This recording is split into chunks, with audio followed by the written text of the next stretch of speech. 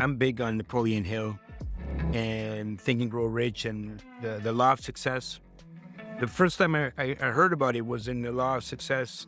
I think he briefly touches on a mastermind. And when I read Think and Grow Rich, he goes deep into describing all these different masterminds like Edison and all of these high-level thinkers. And imagine you can have all these masterminds sitting around a table, and any challenge, any roadblock, any idea that you have, you can put it on the table and have all of these amazing people contribute to it. And what you actually end up doing is tapping into the collective mind of everyone that's there, right? So your best idea is not even the best idea.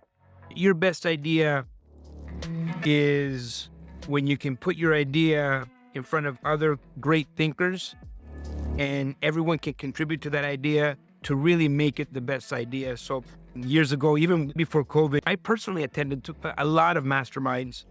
You know, there was a lot of things that I liked, and then there was a lot of things that I didn't like. We've had a lot of public masterminds where I would just get a group of people and mastermind.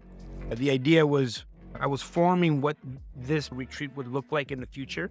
So I've done dozens of those. Years before COVID, we started to do these masterminds and it started to take form. And every mastermind we've ever had, we just improved on the experience and the facilitation, because I'm a facilitator here. I'm here to facilitate the experience for people. And as a result, it's developed into what you see now, right? I'm so proud of all of these masterminds. I'm proud of what we've created. And it's definitely my favorite event. And someone could say that I do everything else to get to do this, right? And yeah, I love them. And I love that we're introducing what a real mastermind is to people.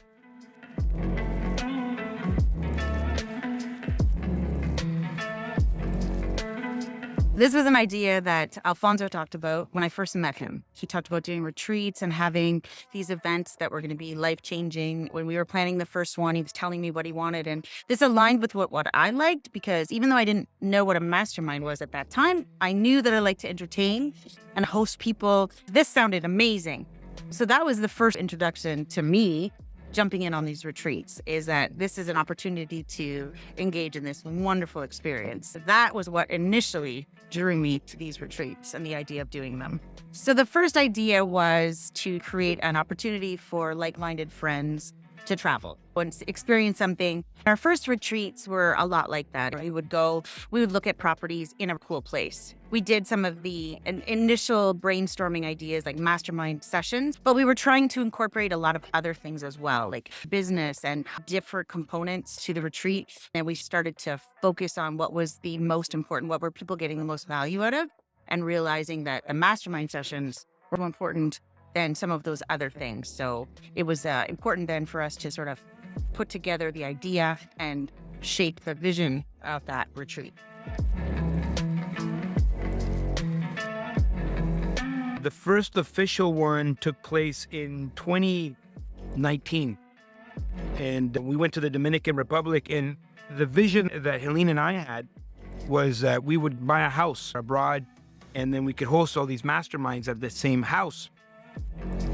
And COVID happened, and we were in the middle of purchasing a house specifically for these masterminds, and it just wasn't meant to be, you know. And going through COVID, I realized I don't want to be in the same place all the time.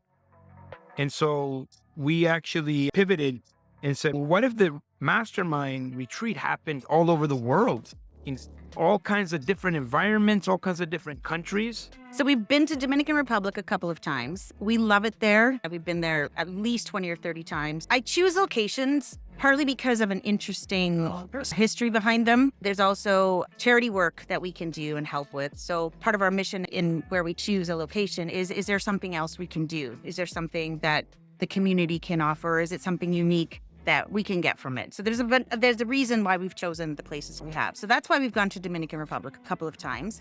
We've gone to Spain. We've been to Italy. We've been to Costa Rica. And we've been to places in Canada and the United States. resort type areas or mansions that we've been able to reach out to. And we have planned in the future some retreats in Greece. We've planned retreats in resort hotels in Ontario. We're looking at locations in India, Africa, and Iceland are the next ones on the horizon.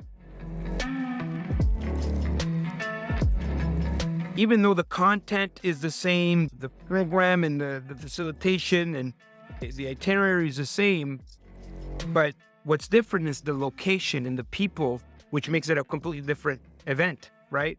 And so I like this idea of taking people outside of their environment so they're completely present and involved in the experience.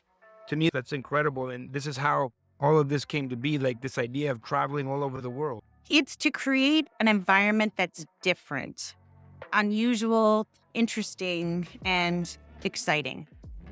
If you always do the same things in the same place, it becomes routine. You could do a mastermind on a Zoom call, get your people together and have a mastermind session. It can be inspiring and helpful, but the opportunity to be in a place where you're immersed for an entire 5-6 days in an environment that's different makes you think different, makes you see things differently.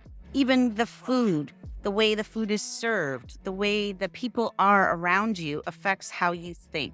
And being in an environment that supports all of that just makes you think more, just makes you grow more and expand your mind and create wonderful ideas and visions for what your potential and for other people's are. The location and the environment is so important. We wanted to create something where you could maybe try something you've never done. We've done a sherry tasting. And up until the time we did this sherry tasting, I didn't realize there are so many kinds of sherry.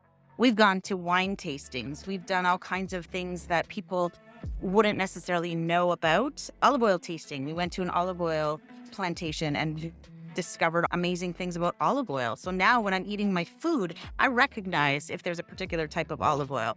Expanding your horizons makes you think bigger and broader, and more opportunities are there when you realize there's more to it than just our simple lives that we have and the things that we do.